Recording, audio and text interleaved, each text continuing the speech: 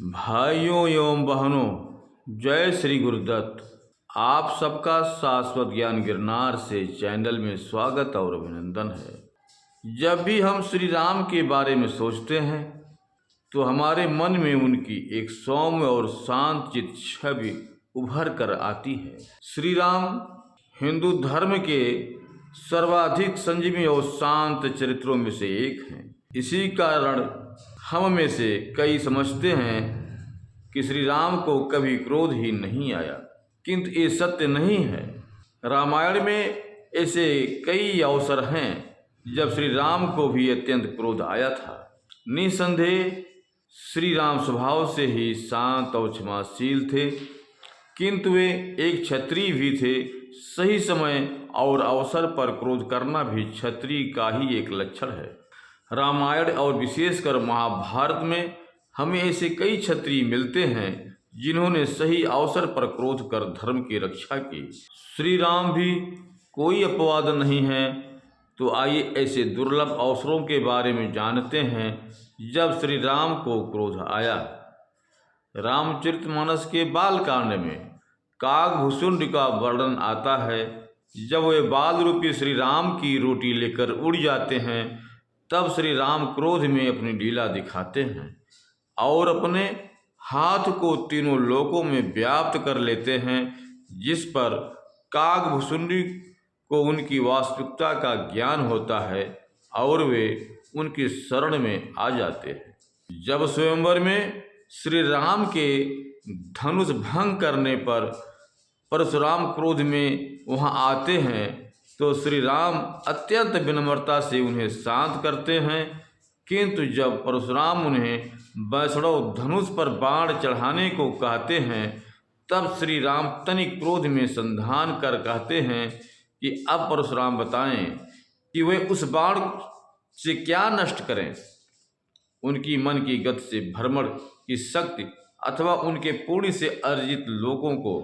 तब परशुराम जी उनसे पुण्य लोक को नष्ट करने को कहते हैं।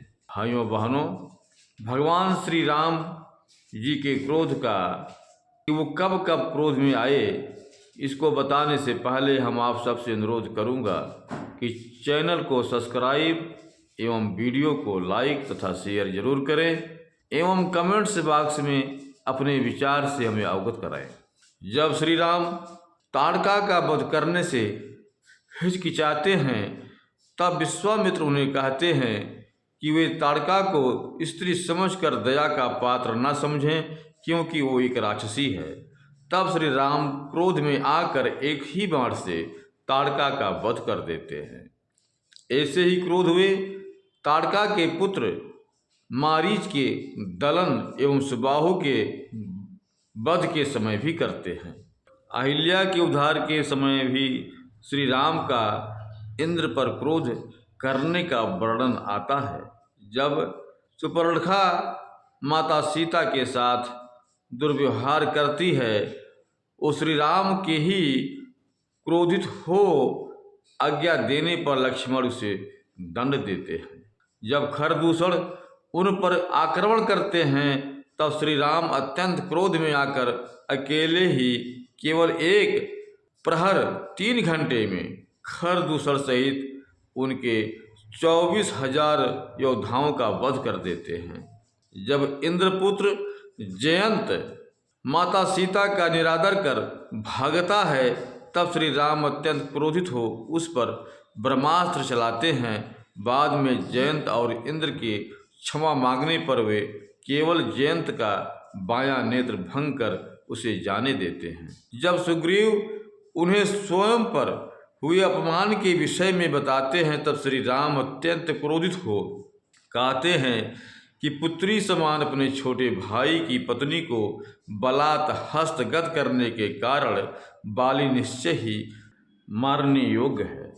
बाली पर प्रहार के पश्चात जब वो श्री राम पर कटाक्ष करता है कि उन्होंने उसे छल से मारा, तब श्री राम क्रोध में उससे यही बात कहते हैं। जब सुग्रीव अपना वचन भूल भोग विलास में लिप्त हो जाता है तब श्री राम क्रोधित हो लक्ष्मण को उसे चिताने किष्किंधा भेजते हैं और कहते हैं कि वो सुग्रीव को सूचित कर दे कि बाली के प्राण लेने वाला बाण अभी भी उनके तरकस में है और साथ ही वो मार्ग भी बंद नहीं हुआ है जिससे बाली स्वर्ग को गया है। समुद्र को लागने के प्रयास में श्री राम 2 दिनों तक समुद्र देव से प्रार्थना करते हैं, किंतु जब वो मार्ग नहीं देता तो वे अत्यंत क्रोधित हो समुद्र को सुखा देने हेतु बाण का संधान करते हैं। तब लक्ष्मण उन्हें समझा बुझा कर शांत करते हैं और फिर समुद्र देवता क्षमा मांगकर उन्हें सेतु बनाने का सुझाव देते हैं। वाल्मीकि रामायण में ऐसा वर्णन है कि जब रावण अपने प्रचंड पराक्रम से बानरों का नाश करता है तब श्री राम क्रोधित हो कहते हैं कि यही उचित होता कि इसका वध मैंने प्रथम दिन ही कर दिया होता। इससे पहले श्री राम ने एक बार रावण को युद्ध में परास्त कर जीवित छोड़ दिया था।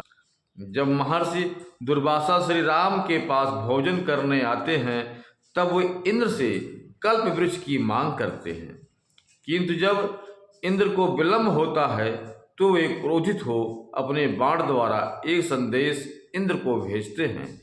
तब भयभीत होकर इंद्र तत्काल कल्प वृक्ष को श्री राम के पास भेज देते हैं। ये सब कुछ उदाहरण हैं जहाँ श्री राम को क्रोध आया, किंतु इनमें से भी 2 अवसर ऐसे थे जहाँ श्री राम को अत्यधिक क्रोध आया। एक तो समुद्र द्वारा मार्ग न देने पर एवं दूसरा जयंत द्वारा माता सीता के अपमान पर। हालांकि श्री राम को क्रोध बहुत कम आता था और वे बहुत जल्दी शांत भी हो जाते थे, इसीलिए उन्हें क्रोध को जीतने वाला भी कहा गया है, बताया गया है। भाइयों बहनों, अब हम अपने शब्दों को यहीं पर विराम दूंगा। पुनः मिलेंगे अगले वीडियो में। जय श्री गुरुदत्त, जय श्री गुरुदत्त।